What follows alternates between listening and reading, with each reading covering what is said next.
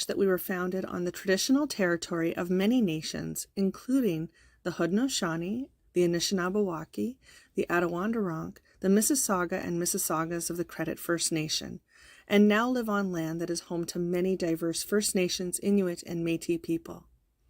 We have many representatives working across this land now known as Ontario, and we acknowledge that there are 46 treaties and other agreements that cover the territory.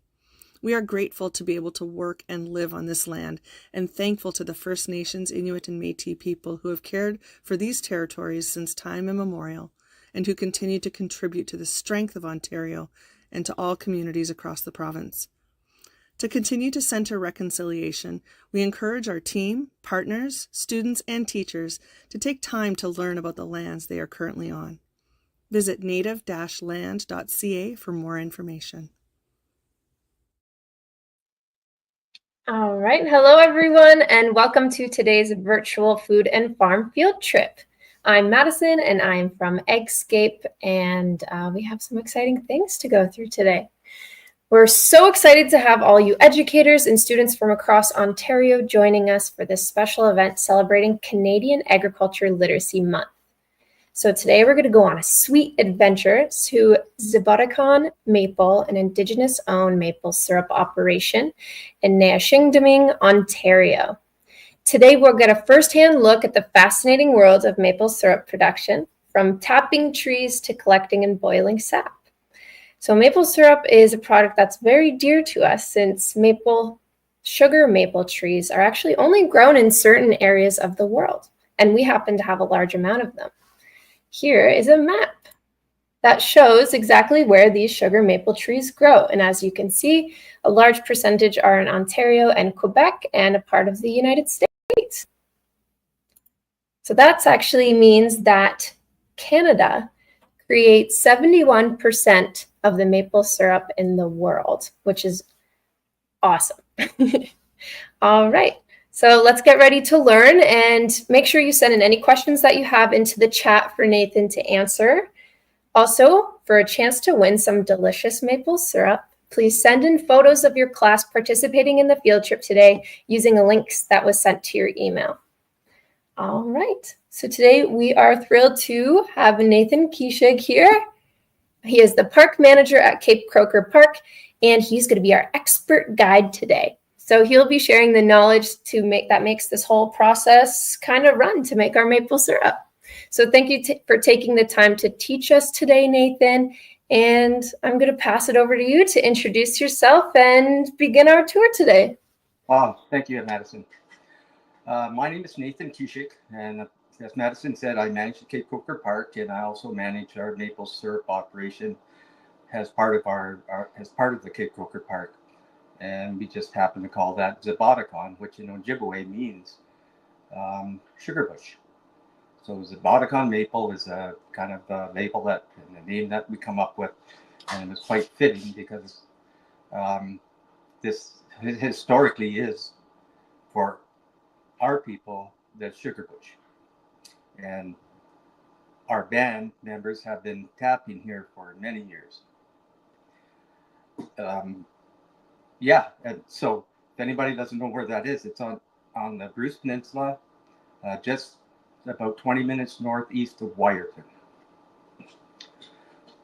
We have about 4,600 taps this year. And today is very exciting because the temperatures are up and the sap is starting to flow. I have some crews that are out tapping trees as we speak, and yeah, we're having a pretty good run today, and we hope to get the rest of our taps in the next couple days. When you think about a maple syrup operation, you often wonder, like, what exactly is that? And for me, it was kind of a trip back to when I remember my grandfather making maple syrup, and he used the old kettles and that to boil or to render the syrup down. It was a long and hard process, and most of the family would be there to help collect sap and to collect wood to start the fires and that. Our maple syrup operation is a little different, although it's still, the principles are the same. You got to collect the maple syrup, or sap, excuse me, and you have to boil it down. The sap comes in at around 2% sugar bricks or 2% sugar content. And in order for that to be maple syrup, we have to bring the sugar content or the bricks up to 66%. And if we had to do that the old way, that would take us a long time to do that. So we use a number of different methods. We collect lines or collect sap using a vacuum pump, and we string main lines out through the forest, and from the main lines we string lateral lines out to the individual trees, and we attach drop lines onto the trees and turn the power on, and if the temperatures are right, we'll get some maple syrup. Our season starts back in the fall. We start going through the forest and checking the lines, because over the summertime and from the previous year, branches will come down, animals will chew on lines. So we like to get out in advance of our maple season to check all the lines and do repairs as we can, remove the branches, and some places trees will come across the lines and hold our main lines down. So we like to get those things all free and clear before the snow comes. And then immediately after the snow comes, we're back out again, because the temperatures once again, or the weather once again plays havoc on the lines. More branches break, they come down, they land on the lines. The added weight of the snow will hold the lines down. So we're out shortly after Christmas and starting to go through the sugar bush and cleaning up the lines. This year it's been a real old-time winter. When we first come back to the sugar house after our Christmas break, we see that the sugar house is just covered with deep snow, and it just kept snowing and snowing and snowing. So we've been getting snow for pretty much like 6 weeks since Christmas time, and the snow has accumulated to, like, on top of our sugar house, that was like 3 feet of snow. In the bush now, there's about 3 feet of snow, so we're having to venture out on snowshoes to do our tapping. It's quite the process. It takes a lot of energy to put on the snowshoes and to go out and tap. And you think that you can tap maybe 250 trees a day. I think you're probably doing pretty good. So we're looking at several days of tapping. Madison, or anything else that?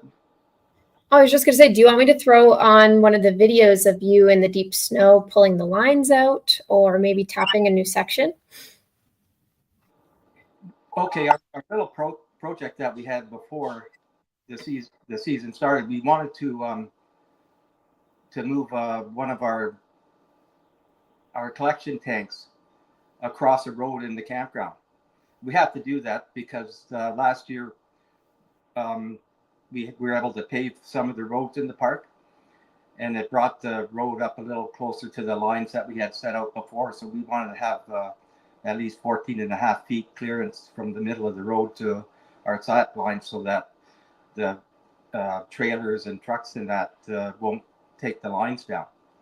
So we ended up moving the whole tank over across another road, and then replacing and moving our vacuum line and the main line to that tank.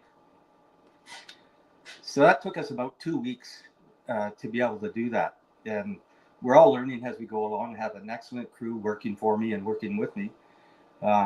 Everybody's got ideas on how to do things. We just finished up yesterday very satisfied with the outcome. There's still little things that we can do to that. Yeah, a good little project. So on the weekend, I was out tapping. I knew we were going to get some warm weather, so I thought I'd give myself a chance to get used to and get prepared for what we're going to be doing.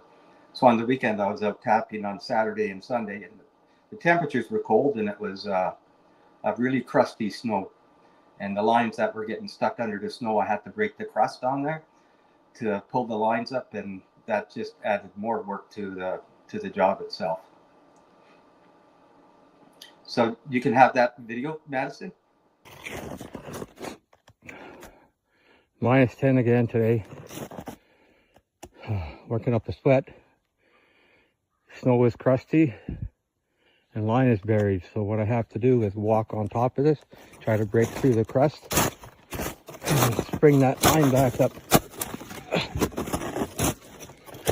Just adds to the work.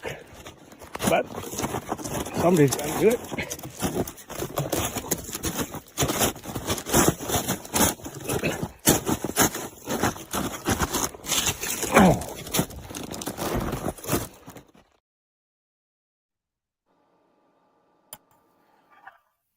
All right, so all those lines, some of them get buried under the snow, and it's your job to pull them all up to make sure that sap from those trees can still flow into your sugar house. That's a lot of work. Yeah.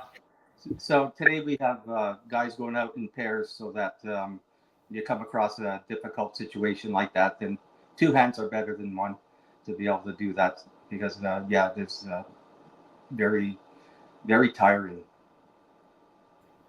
Yeah, absolutely. I just want to say we have a lot of questions actually coming in from our viewers. Yeah. Is it all right if we take some time just to answer a couple before going into the next part? Yeah. All right, awesome. Let's get a question. All right, Rachel's wondering, what are the ideal weather conditions for making maple syrup? Ideally, you want to have like cold nights, like sub-zero temperatures, and followed by warm days. 2-3 degrees would be good. 4 degrees. I think today we're out at 4 degrees and the sap is pouring in. Last night, it didn't go below freezing, but it had been freezing before that. We're looking at another cold spell, I think, tomorrow. So the temperatures will go down tonight, and we hope that the sap will keep running. And then it'll get cold again. And so people think that the sap is going to run steady the whole time that we're out here, like it could be for 6 weeks.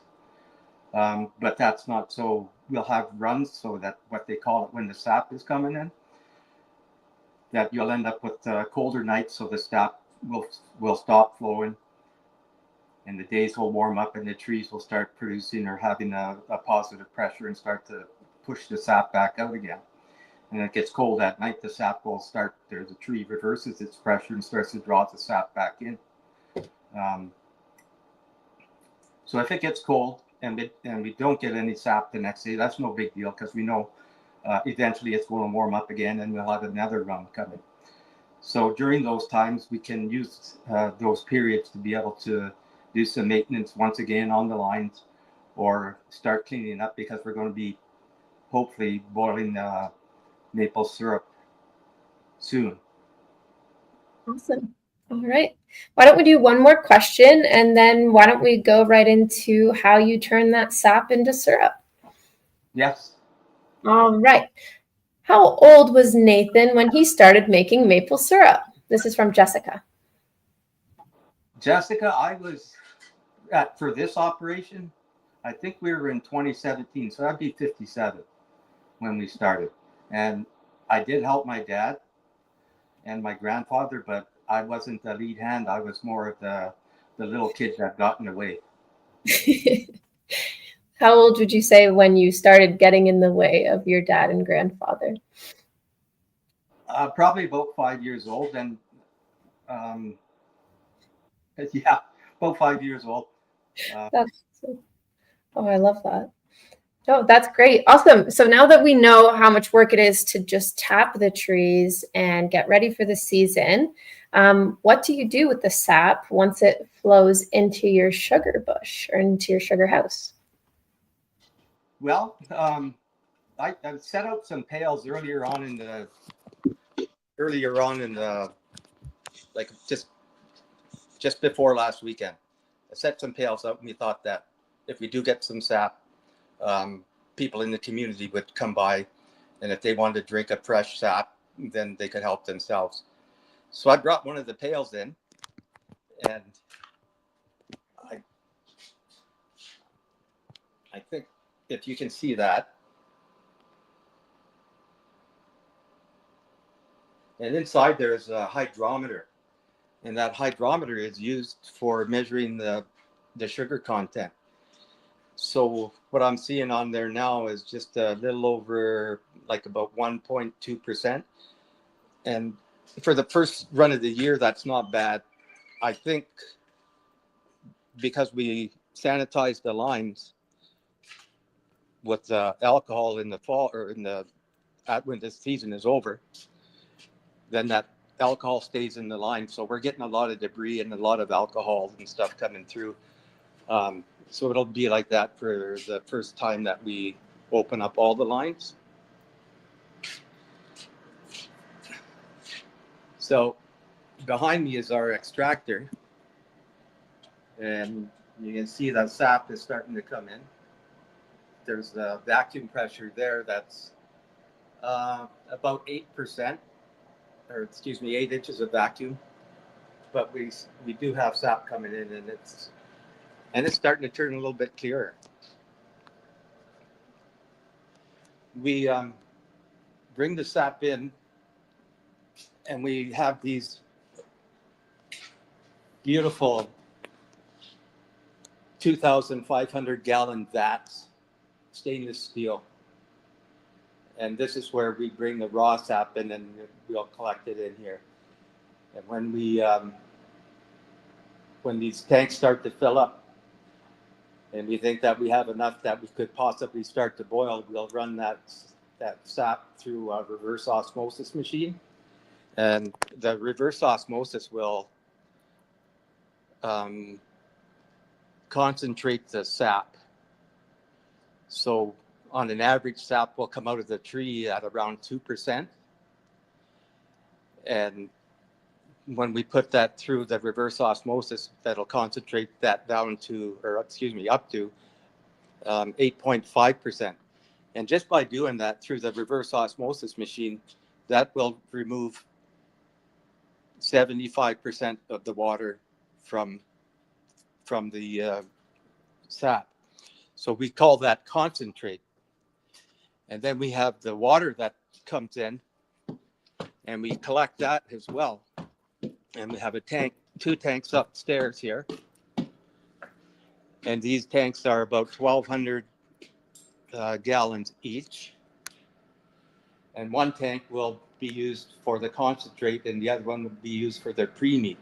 The pre-meat is actually just the water that we've removed from the sap. And we can use that water for cleaning our tools and everything, cleaning the floors, cleaning our pans. And the concentrate will flow by gravity feed from these tanks through this maze of plumbing work down to our evaporator. And that's just gravity. Our evaporator is wood fired. It's 4 by 16 feet.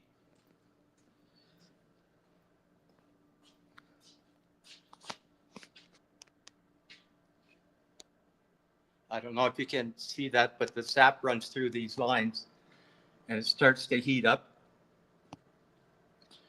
And as it heats up, this is where the evaporation process really starts.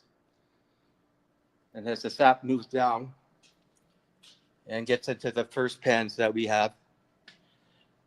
So in the preheating stage, we might be up to around 16 or 18% sugar content. And by the time it gets to the first set of pans, then it really starts to cook. And the sap is brought to a real hard boil, hard, vigorous boil. And it'll flow. And because it is dense, the sap gets denser as it boils. It follows like a path through these pans. And by the time we get to this last pan, we're looking at sap that is just about finished. We try to bring it up to a temperature, and the temperature changes with the barometric pressure. So it could be anywhere from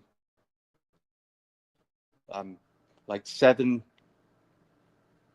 degrees above the boiling temperature of water. So that would be 219 degrees. And so we're testing that as we go along, and then we're looking for that syrup to be almost at 66%. When it gets that close to that, we will open a valve, and they call that draw off, and we don't leave that open, and we fill this tank here, and this is our finishing pan. And the finishing pan is fired by propane. We can control the temperature better that way. And we're going to be testing the syrup in that pan until we get to that 66%. So how do we do that? How do we test that? We use what they call a hydrometer. And the hydrometer, we put into what is called a Murphy cup. And that's this deal. So we'll fill this up, and we will put in a hydrometer. And the hydrometer will tell us what the density of the sap is. So when it gets to around 60 or gets to that 66%, we have to match the numbers on the dial with what is on our hydrometer. And when those numbers match, we know that we have maple syrup. Ta-da. Ta-da. That's awesome. Your operation is quite intense, all those big bins.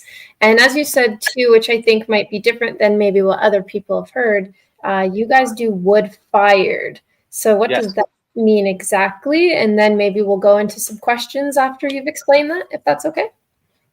Yeah, wood fired is just that we use the wood from the forest to heat or to boil our maple syrup.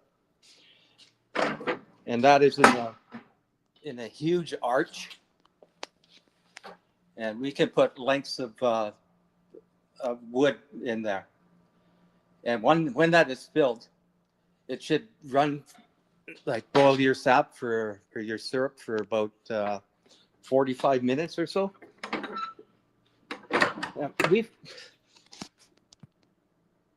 I guess we were, I really wanted to have the old time experience doing this. So you could use steam to boil your sap or your syrup, or you could use oil. But wood fired, I think it kind of adds to the story, because we're using wood from the forest. We're managing the forest. We're removing trees, and using that kind of like as recycling. Yeah. And some trees in the forest really need to be removed. Like they may have some sort of diseases to them, which may affect other trees. So we would remove those trees, and in turn turn that into firewood for our boiling operation. And I really think it does add to the flavor.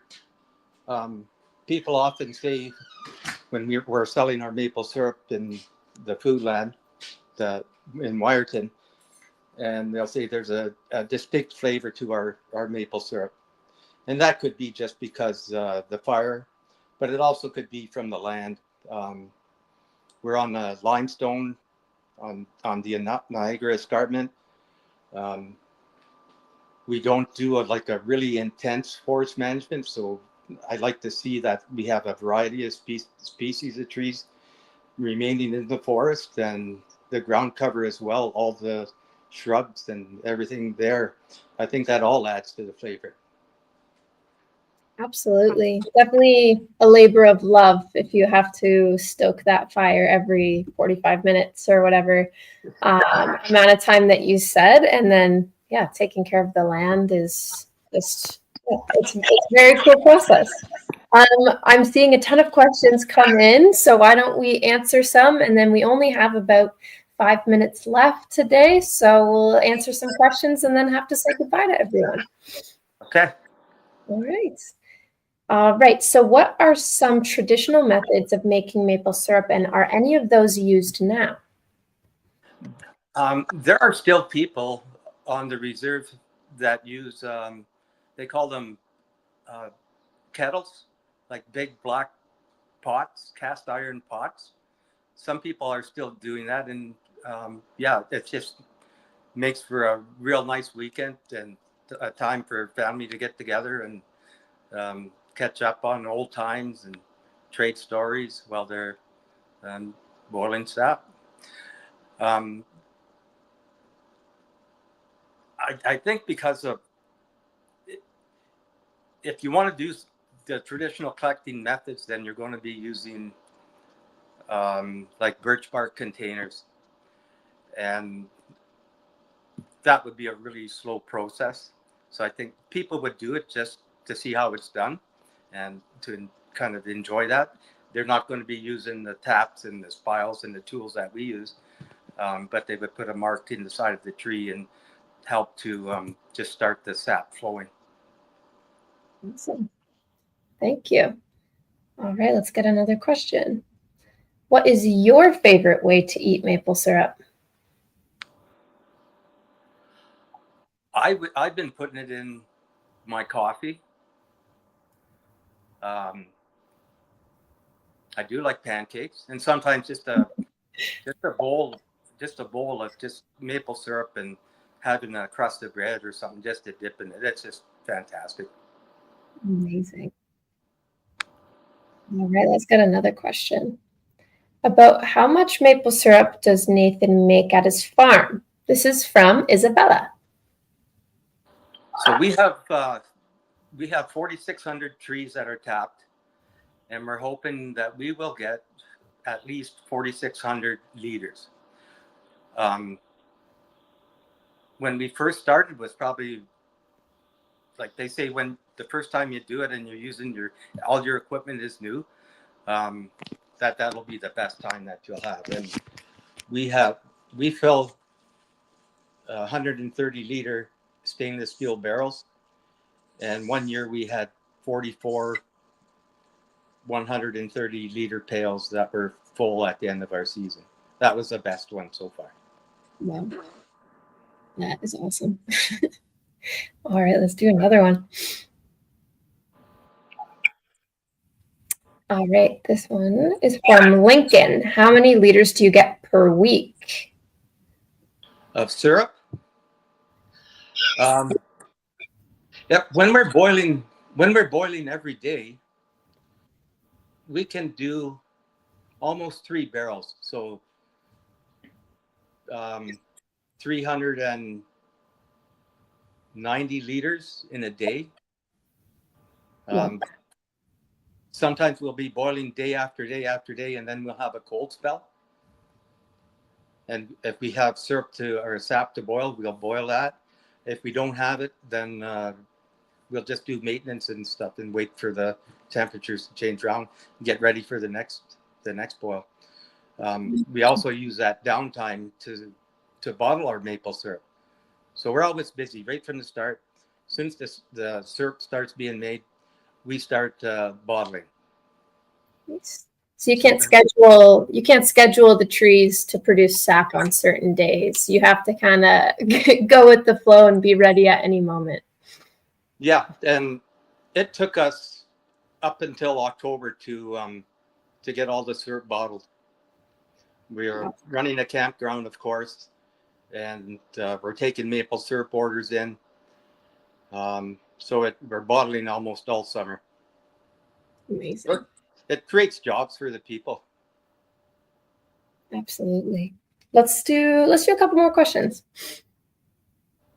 All right. What are the most common issues of making maple syrup?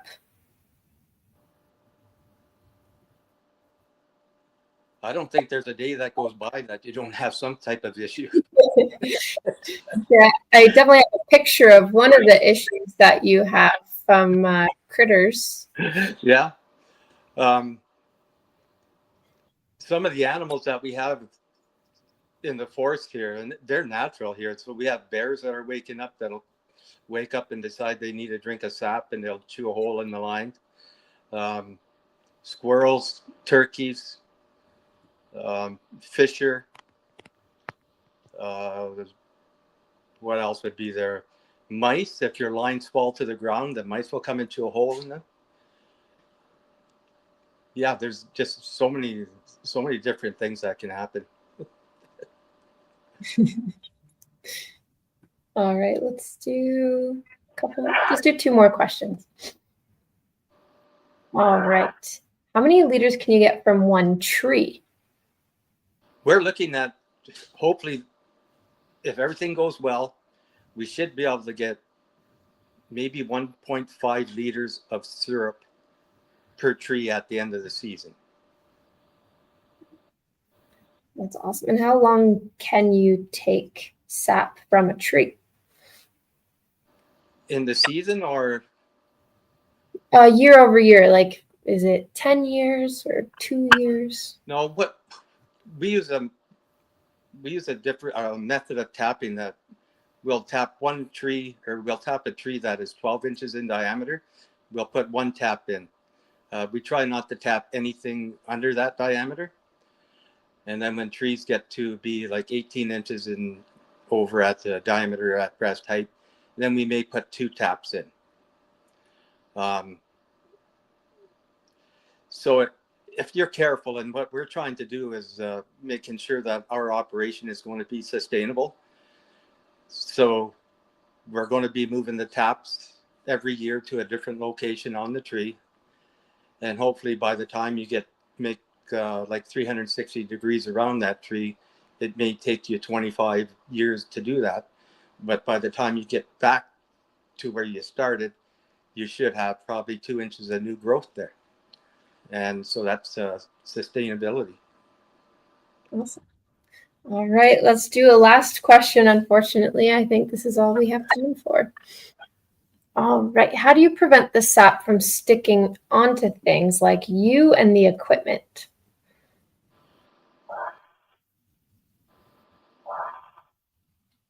Well, I usually get somebody else to get in the way so it doesn't splash on me. So you really get there. Oh, it's every day there's something. So yeah, that you really can't help it. You're gonna get sap or syrup splashed on you at some point, whether you're moving a barrel around or opening a barrel, or a barrel overflows, which happens occasionally. Yeah, absolutely. Just a part of the process. Then we just wipe it off. Like we get boiling water and just clean everything off. And then if it's on the surface of our barrels and that, then we'll put rubbing alcohol or put alcohol on there just to sterilize that. So that, so that we don't want anything to contaminate our product.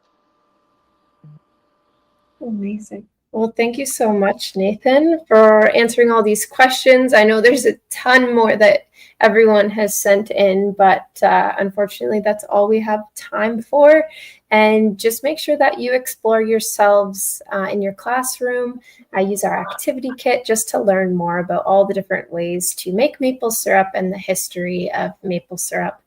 There's so much to learn, and it's an amazing treat that I love learning about every year. I love visiting. And yeah, Nathan, do you have anything to say to everyone before we head off for the day? Thank you very much for having me. It's been really fun. Today has been really stressful because we're trying to get out and tap trees. So this morning was chaos. So over the hump now, and we get to enjoy the rest of the day. And For anybody that's out there, go visit a sugarbush. Go visit maple syrup producer. They'll be happy to show you around, and everybody wants to tell stories about maple syrup. We're open here now, so when we're up and running, if people want to drop by, we're going to be doing maple tours. We're having a maple syrup day in April, the first weekend in April. If you're up and around this way, by all means, come visit. Amazing.